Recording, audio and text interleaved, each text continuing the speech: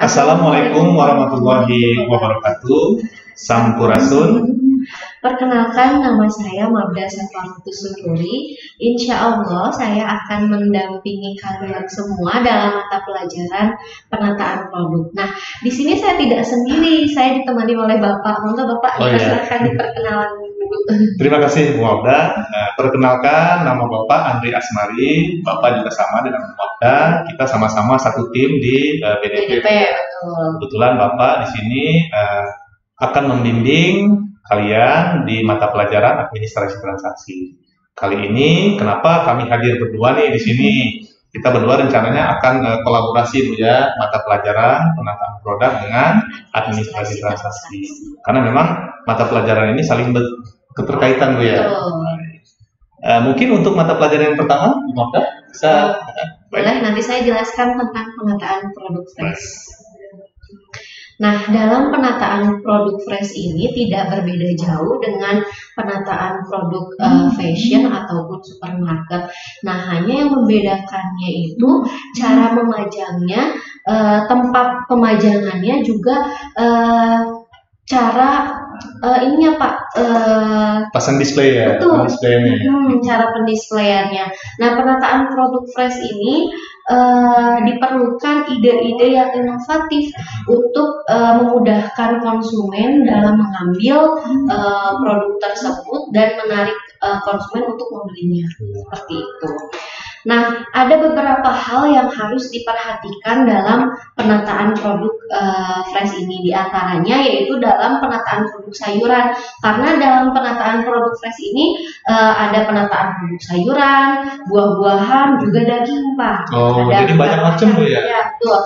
Nah, sekarang yang akan kita bahas yaitu penataan produk sayuran. Nah, produk sayuran itu biasanya dikelompokkan berdasarkan jenisnya apabila kita akan berdisplay. Kan produk sayuran itu banyak ya Pak, ada sayuran yang berjenis daun-daun, ada juga umbi-umbian atau akar-akaran, itu kan berbagai macam ya Pak ya. Jadi jika sebelum kita mendisplay sayuran, kita juga harus memberi label sebelum memajangnya Pak. Merek gitu Bu ya di. Betul. Kan kadang suka bingung antara kangkung dan bayam. Apalagi bapak-bapak tuh. Iya, betul. Ya. Jadi kita harus memberi labelnya gitu. Ini tuh sayuran kangkung, ini tuh sayuran bayam, itu harus jelas. Nah, jika sayuran yang berjenis daun-daunan itu harus diikat. Nah, agar lebih fresh, itu biasanya didisplay menggunakan air di bawahnya agar lebih segar, lebih fresh. Jadi tidak perlu disemprot gitu Bu ya, karena sudah ada air Bu ya. Nah, disemprot juga perlu Pak, ya biar lebih segar itu. Jika pegawainya sama pegawai kita, misalnya pegawainya terlihat itu sayuran udah mulai layu nih, biar agak segar kita semprot. Buru-buru disemprot. Betul, iya. Nah, untuk perputaran arus perputaran barangnya itu menggunakan first in first out. Jadi artinya barang yang dipajang terlebih dahulu harus habis duluan. Jadi yang di depan itu harus habis duluan. Ya, baru kalau setelah terlihat sedikit lagi kita pajang barang yang baru, itu pun harus di belakangnya Pak. Jadi barang yang dipajang duluan harus habis terlebih dahulu. Nah, begitu. Nah, sekarang penataan produk buah tidak berbeda jauh sih Pak dengan produk sayuran. Produk buah juga dikategorikan berdasarkan jenisnya, yaitu misalnya buah ini impor atau lokal, itu harus dibedakan cara menatanya gitu. Dipisah Bu ya? Betul, dipisahkan. Nah, mendisplay buah ini juga harus berdasarkan kualitasnya. Apakah kualitas buah itu buah yang segar? Buahnya tentunya harus buah yang segar Pak. Terus ukurannya itu harus seragam Pak, harus sama semua biar terlihat bagus gitu ya. Dan tidak ada iri-irian ya. Misalnya kita berdua ke supermarket misalnya, Bu Mabda dapatnya yang gede, kok saya malah yang kecil. Nah, juga buah itu harus bagus, tidak cacat, tidak busuk, itu harus diperhatikan tentunya. Nah, agar konsumen juga melirik buah itu, wah ini buah menarik nih, pegawai ataupun pramuniaga ini juga harus menyeimbangkan warna buahnya juga Pak. Biar eye-catching ya. Betul, biar eye catching. Jadi harus jadi wah ini buahnya seger-seger banget, menarik, warnanya bagus. Warna buah jeruk itu orange, wah seger banget gitu Pak. Jadi konsumen tertarik untuk membelinya. Arus perputarannya juga sama Pak, first in first out. Jadi buah yang duluan dipajang itu harus duluan habis. Juga buah juga harus dipajang, harus terlihat penuh. Jadi biar kalau misalnya saya beli nih, kemudian saya ambil misalnya tengah-tengah kosong, itu langsung harus diisi lagi. Iya betul, harus diisi lagi. Baik. Nah Bu, tadi kita bicara tentang penataan display sayuran dan buah-buahan. Ya. Saya coba sekarang untuk mengaitkan nih. Biasanya kan kalau sudah ditata itu kan di display, misalnya kan biasanya suka datang konsumen tuh buat membeli. Nah di sini kita harus terutamanya kasir nih. Terus kasir itu harus mempunyai setidaknya 2 kompetensi yang harus dimiliki. Apa aja tuh Pak kompetensinya? Seorang kasir itu harus bisa memverifikasi dan juga harus bisa memvalidasi.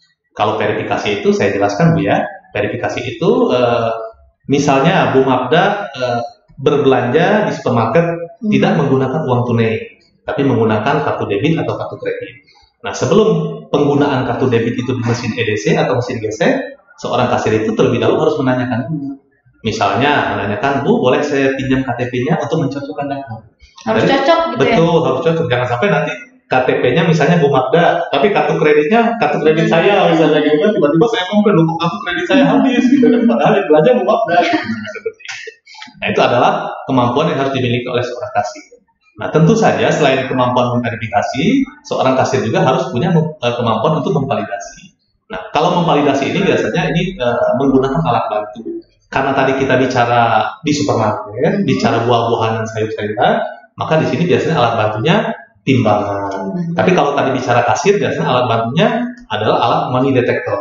Money detector ini berfungsi untuk melihat apakah uang tersebut asli atau palsu. Jangan sampai nanti kasirnya di berangkasnya numpuk uang palsu semua misalkan, jadi ketumpukan apa harus mengganti harus nombok ya. Nah itu biasanya seorang kasir harus bisa memvalidasi. Memvalidasi itu artinya suatu ukuran yang menunjukkan pada tingkat kesesuaian serta kesahihan suatu instrumen atau alat ukur. Kalau timbangan, kalau memang misalnya satu keranjang itu timbangannya 3 kilo, begitu kita menggunakan timbangan ya harus 3 kilo. Jangan sampai satu keranjang 3 kilo, begitu ditimbang jadi 2 kilo, misalnya jadi supermarketnya rugi. Atau misalnya begitu ditimbang jadi 4 kilo, pembelinya malah rugi. Gitu. Nah seperti itu. Jadi validasi dan verifikasi itu penting dimiliki oleh seorang kasir. Nah, tadi kan kita sudah bahas penataan produk sayur dan buah. Nah, sekarang ada penataan produk daging nih, Pak. Boleh di next, Pak? Baik. Nah, dalam penataan produk daging ini mencakup di dalamnya itu penataan produk ikan, daging sapi atau olahan daging lainnya. Penataan produk daging ini dipajang sesuai dengan kelompoknya, jadi harus sesuai. Daging sapi itu berkelompok dengan daging sapi lainnya, juga daging ayam kayak ayam paha, dada itu kelompok ayam, kelompok ikan. Nah untuk kelompok ikan nih Pak, biasanya agar terlihat segar, ikan itu dipajang atau didisplay dengan menggunakan es serut yang telah diserut. Jadi ikan ditata di atas es serutnya biar terlihat lebih segar dan menarik mungkin Bu ya. Nah biasanya penataan produk daging ini menggunakan showcase nih Pak, yang bersuhu berkisar 16 sampai 20 derajat Celcius. Nah, untuk frozennya itu dipajang menggunakan frozen island yang bersuhu 0 sampai 2 derajat. Lebih dingin. Betul, lebih dingin. Baik. Nah, tadi kita bicara tentang timbangan Bu ya. Timbangan juga tadi kan seperti barusan Bu Mabda sampaikan, ikan itu kan biasanya atau daging biasanya kan sebelum dibayar di kasa depan itu kan biasanya suka ditimbang dulu ya, ada kasir khusus untuk bertugas menimbang. Nah, timbangan juga itu harus kita pelihara. Jadi jangan sampai sudah 3 tahun di supermarket tidak pernah dicek, misalnya gitu. Khawatirnya yang namanya mesin, yang namanya alat perangkat itu biasanya kan suka ada error, kemudian ada debu-debu yang masuk yang mengakibatkan timbangannya menjadi tidak akurat lagi. Itu harus selalu diperiksa. Harus dirawat. Harus dirawat, betul. Nah, saya tidak akan menjelaskan bagaimana cara merawat, bagaimana cara memasukkan input program di mesin timbangan pada mata pelajaran ini. Tapi mungkin nanti next kita akan coba jelaskan Bu ya. Tapi karena sekarang kita mempelajari tentang penataan produk dan juga tentang alat verifikasi dan validasi, jadi saya akan mencoba untuk memberikan sedikit pengantar kepada anak-anak bagaimana SOP seorang kasir. Jadi seorang kasir itu di area timbangan khususnya ya, SOP kasir di area timbangan itu yang pertama, itu sebelum proses penimbangan dilakukan, seorang kasir itu harus menyiapkan dulu barang yang akan ditimbang. Barangnya harus sudah ada. Harus sudah ada, karena kalau barangnya nggak ada, bingung gitu ya, mau nimbang apa nih? Misalnya Bu Magda beli daging tadi, sementara barang yang ada buah-buahan, jadi kacau nantinya kan gitu. Nah kemudian setelah barang sudah siap, kita coba tadi tekan kode PLU barang. Nah, kode PLU ini akan saya jelaskan mungkin di pertemuan selanjutnya, tapi akan saya buka sedikit ya. PLU itu artinya kode sebuah barang. Misal, dalam buah-buahan ada buah mangga dan buah apel misalnya. Nah, si kasir atau petugas itu harus menginput terlebih dahulu kode-kode buah-buahan tersebut dalam bentuk kode PLU. Misalnya PLU 01 itu untuk buah-buahan mangga. PLU 02 untuk buah-buahan apel. Jadi ketika PLU itu kita tekan nomor 1 misalnya PLU 1, maka otomatis akan muncul apel dengan harganya sekaligus. Ya itu. Jadi harus dimasukkan. Ya, harus diprogram dulu. Oh, diprogram dulu. Nah, setelah kasir menekan kode PLU, baru coba tekan tombol PLU-nya Bu ya. Lalu tekan print dan tombol bintang. Karena kan sudah diprogram tuh. Kalau sudah diprogram ya tidak perlu lagi memasukkan data-data yang lain. Kita hanya tinggal nge-print saja seperti itu. Nah, setelah di-print, kertas hasil timbangan akan tercetak.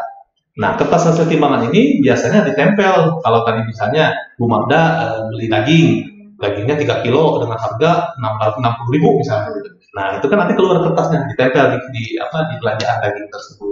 Dan hati-hati seorang kasir jangan sampai salah menempel. Nanti timbangan daging ditempel di buah-buahan misalnya. Nah, jadi kacau nanti yang muncul si kasirnya ya. Nah, seperti itu kurang lebih. Jadi setelah ditimbang langsung bisa dibayar gitu. Langsung bisa dibayar di meja kasir. Nah, cukup sekian. Ya, sepertinya kolaborasi kita berdua untuk mata pelajaran kali ini kita cukupkan dulu ya sampai di sini. Sebetulnya masih panjang yang kita bahas. Tapi jangan khawatir anak-anak, kita akan bertemu lagi nanti di mata pelajaran selanjutnya. Mungkin ada pesan untuk anak-anak di rumah? Tetap sehat, tetap semangat belajar di rumah. Karena belajar di rumah dengan di sekolah sama Bu ya, pada prinsipnya harus semangat. Kuncinya harus semangat. Dan jangan lupa prosedur COVID, prosedur protokol COVID ketika kalian berada di luar ruangan, selalu harus jaga kesehatan, gunakan masker, ya. Hindari kerumunan ya saat ini. Ya. Baik Bu, mungkin itu saja ya yang bisa kita sampaikan pada kesempatan kita kali ini. Kita akhiri saja. Billahi taufiq wal hidayah. Wassalamualaikum warahmatullahi wabarakatuh.